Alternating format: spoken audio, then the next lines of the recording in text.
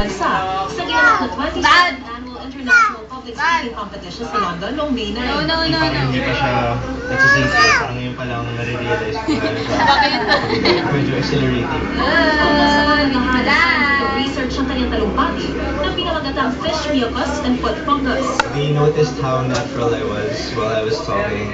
I delivered the research is the tool to unlocking new frontiers and new horizons, which is actually the theme of the competition. Pero higit dahil sa karangalan, hindi niya malilimutan ng mga kaibigang nakilala roon. Isa si Gian sa mga pinakabatang kalok sa edad na 16. Incoming senior siya sa Philippine Science High School. Proud na proud naman ang ama ni Gian sa kanya tagumpay. His success in London was really his success because in the end it was his ability to convince the judges that made him win.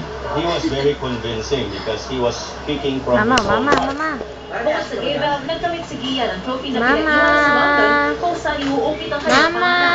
Babalik si Gian sa London sa Nobyembre para sa awarding sa Buckingham Palace. Una nang nanalo sa naturang kompetisyon ng Pilipinas si Patricia Evangelista noong 2004. Maris, umani matuto, 24 oras. Di kasama si Bro. Eksena sa pagdiriwang ng 25 anibersaryo ng Special Action Force ng Philippine National Police. Ang akalain Yan, tama na yan. sa sunod-sunod na pagkakataon nakikita nyo yan.